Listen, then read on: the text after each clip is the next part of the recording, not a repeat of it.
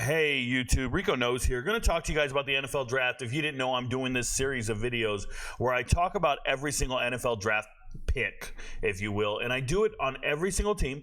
I make one video per team, and I break down every single pick, where they got taken, what's their fit, how it works and stuff. And I'm going to talk about the Falcons today. So if you want to see all the previous videos, this will be on the playlist as well. Or you can go to my Twitter, scroll down till you find all the videos. Go to my TikTok. There's a playlist there for them. But let's talk about the Falcons in their totality. So number one, they took Michael Penix Jr. at number 8. I think it's an absolutely terrible pick. I don't care how you justify it, what you say or do. This is an organization that consistently fails at what they need to do.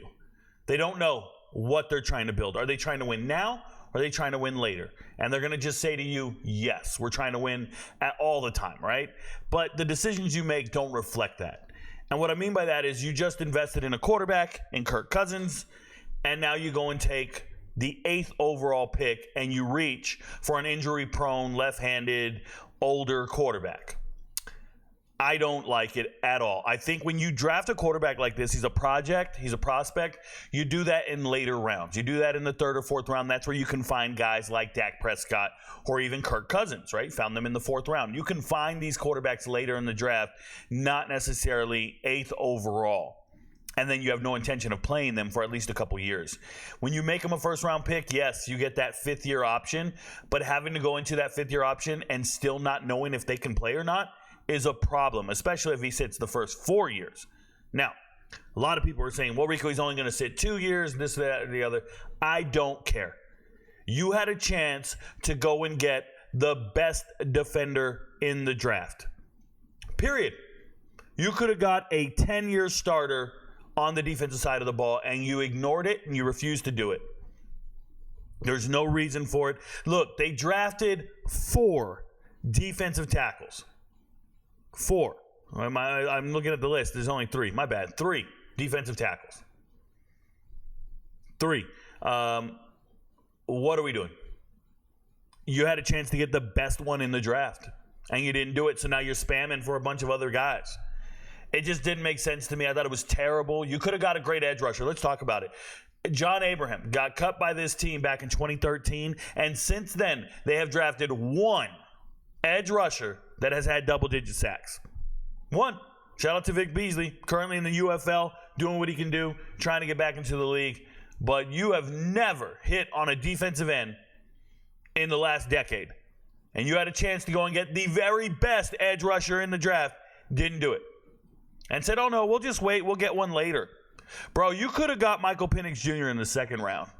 And if you couldn't, oh, well, let him go. This is not the move. Trading back up to get Rook at in the 2nd round, you gave up a 3rd round pick for that? I don't like it. I think they liked Rook. Don't get me wrong. Shout out to him. He was on my list, right? On my top 10 list for defensive linemen. If you ever watch my pre-draft stuff, I like the young man. High character guy. Works hard. But Jerzon Newton was still on the board. The very best defensive tackle outside of Byron Murphy, who was on the board at 8. Okay? But Jerzon Newton was available. I think they penciled in Rook in the 2nd round, and they didn't care who was available. They're just going to go with it. And that blows my mind, because you can't just do that. You can't just predetermine. You have to adjust as to what's going down. And I want to show you guys the draft. Remember, in yellow means they were drafted. And if you go and look, there's a guy, if you really believed in yourself, there's a guy in Byron Murphy at the top, Dallas Turner. All these guys were available.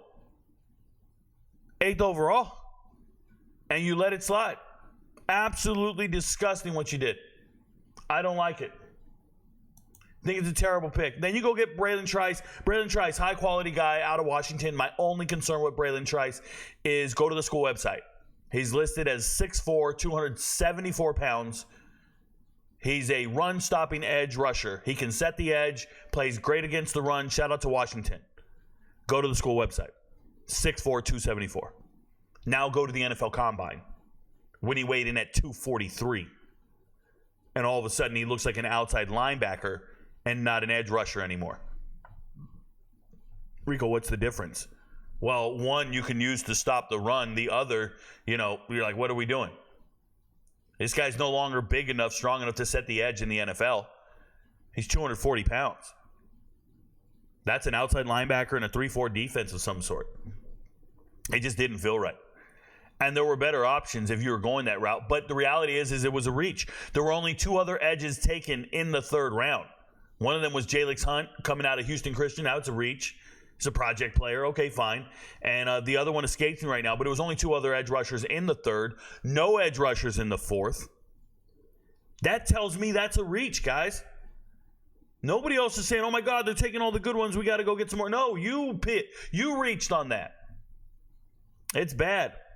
Brandon Dorlus, leaving Oregon, 3-year starter. It's a 280-pound defensive tackle.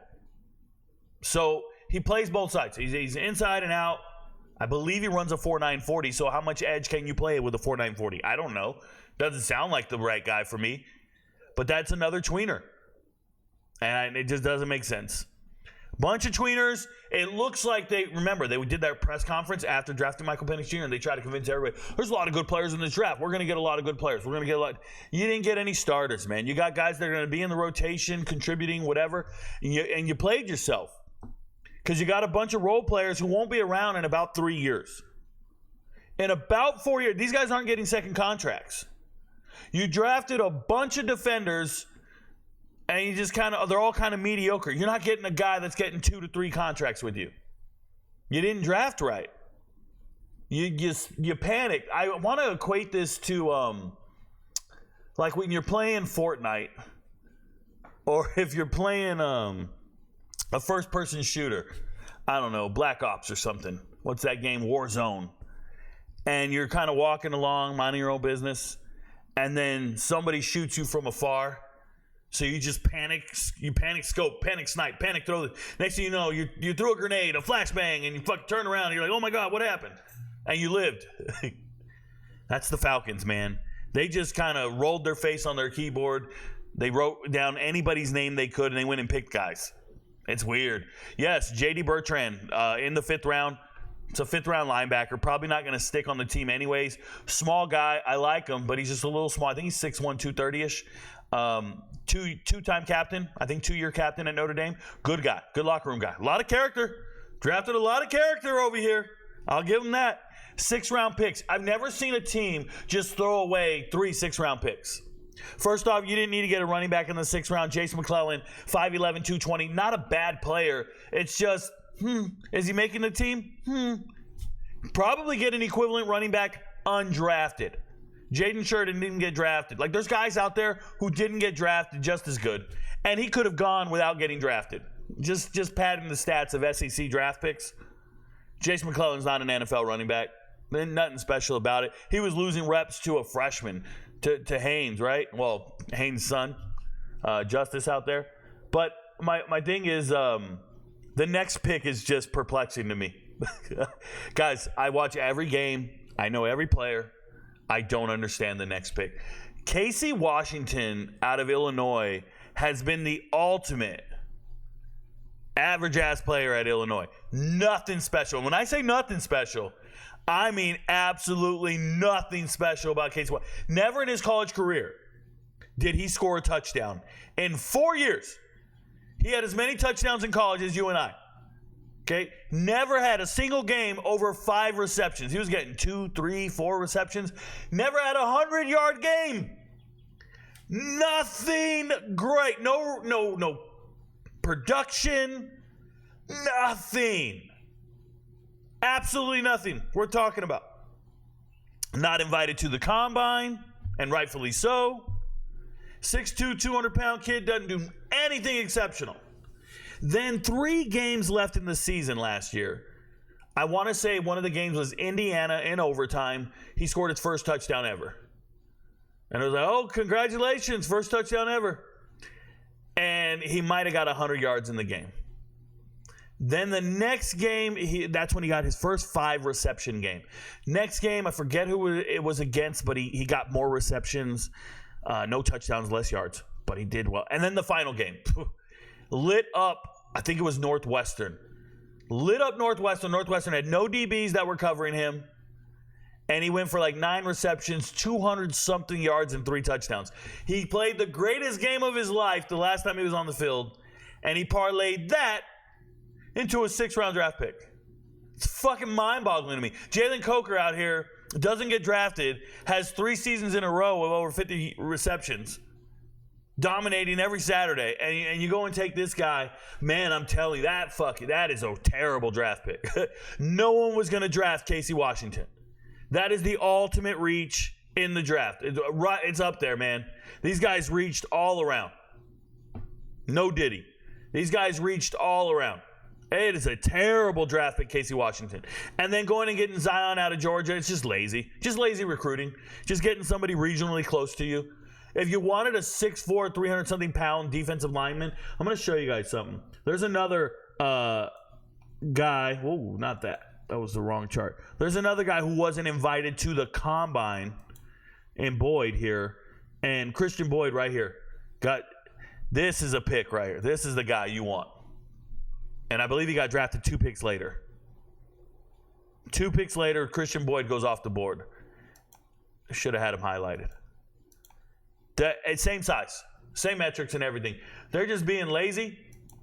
They're just grabbing guys, I don't know, doing the right. Remember, this is the same team that didn't want to hire Bill Belichick in any capacity. Absolutely trash selections. I thought it was a terrible draft. It was the draft of a GM who will potentially be getting fired soon, but he bought himself some time because now he can just tell Arthur Blank, look, we're building something. You just got to give me time to get my quarterback in the starting lineup. So he bought himself 4 or 5 years of employment by picking a guy who's not going to see the field for the next 3 years. You can't fire me. I might have drafted our franchise quarterback, but I'm going to tell you what you didn't draft, buddy. You didn't draft a double sacks defensive lineman, which you had the capability of doing. You didn't draft the best defensive player in the draft, which you had the capability of doing. You did not draft 3 starters in this draft. You didn't do it. Your friends don't know, but Rico knows.